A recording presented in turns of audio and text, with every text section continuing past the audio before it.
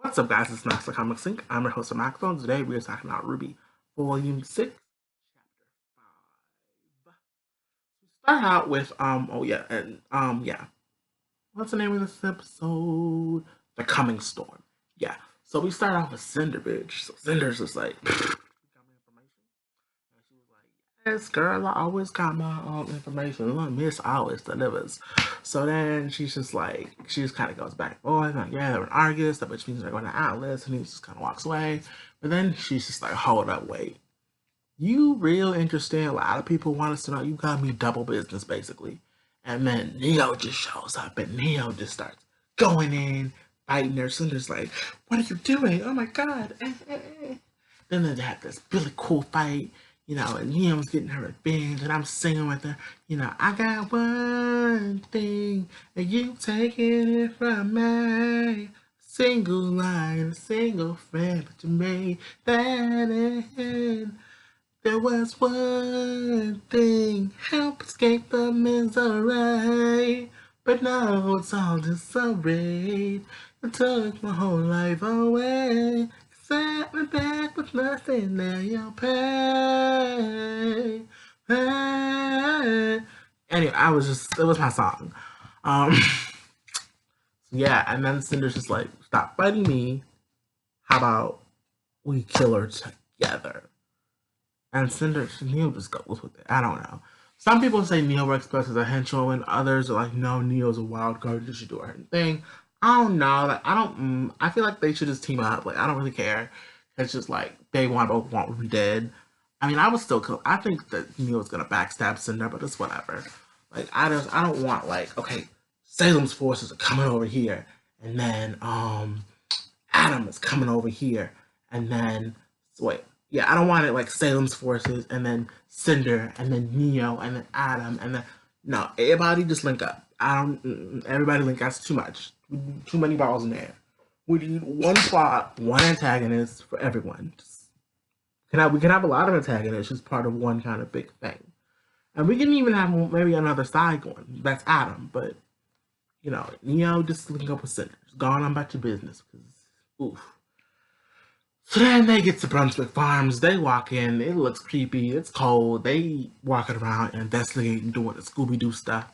And Weiss and Yang find two dead bodies upstairs. And Crow looks around the properties. He's like, everybody's dead, pretty much. So free food.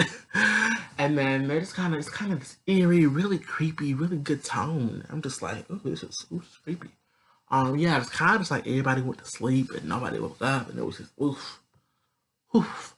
So then they kind of separate to go do things. So Yang and Blake with their coattails flapping in the wind, they're just walking around and they're just like, looking for equipment. And they're like, ooh, and then they start having this deep conversation, and they're just like, because she sees Adam, because she's just like, Adam, Adam, that meme. So then they're like, oh, do you think Adam's gonna come back? And he's like, oh no, if he did, if he went back to the White Fang, there'd be consequences, as in he killed the White Fang. So yeah, I don't know. I'll protect you, Yang, but and then she goes on like, Adam is strong, and he got in my head, and he made me feel small, blah blah blah. I don't know, like.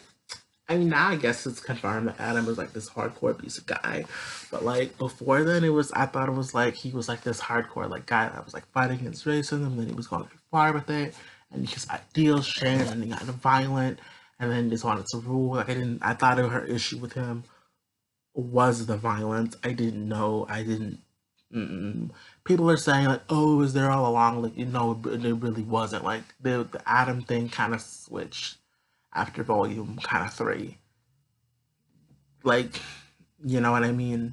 Because even the way she talked about him in early volume 3 and late volume 2, she was like, I had someone very dear to me change. And people are always saying Adam Blake, oh, he was always this evil one. And no, because Blake, you know, people don't go into relationships like being like, oh, this person is treating me like shit, and I get into it knowing that no, it always starts out good, but then it just changes.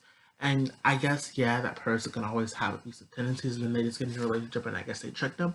But I don't think that was how it was. I think the way it was they really cared about each other, but like he just got sucked in a really dark path, and he just kind of changed, and he changed for the worse, and Blake couldn't handle that, so she left, and I respect her for that. Same thing with Osmond and Salem.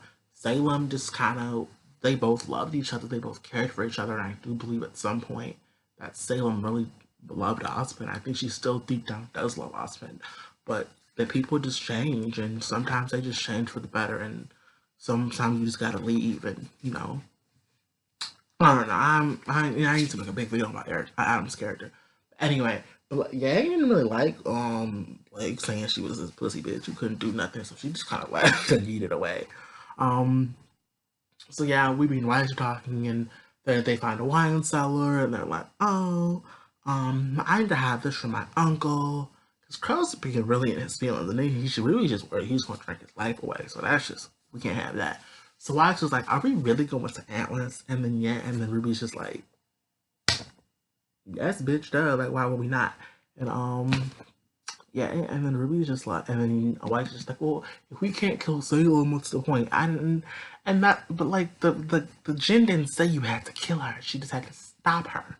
You just had to stop her from getting what she wants. You don't have to kill anyone. But that's a rant for another episode. I'm gonna build. If you don't know this, I'm wearing the same shirt. Mass recording, doing that thing. So yeah. Then they find some beans. And then they walk away, and the whole thing creeps.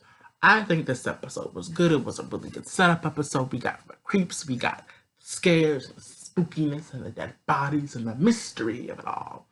I like the great directing with the Neo popping up. This volume was doing really good with like surprise things, the cinematography, like everything. The visuals, it's great. This volume is great. Choreography is great. We got a cool little fight. Like the aesthetic, just the aesthetic and look of this volume is so beautiful. Like, oh, I want to be an animator so bad. Like, oof. Yeah, this episode was like, really, I'm gonna say like an 80. It's because I'm gonna start grading these. It's like an 8 out of 10. It's really good. Anyway, this has been Maxwell Comics Inc. I'm your host, Maxwell. May the power protect you. Bye.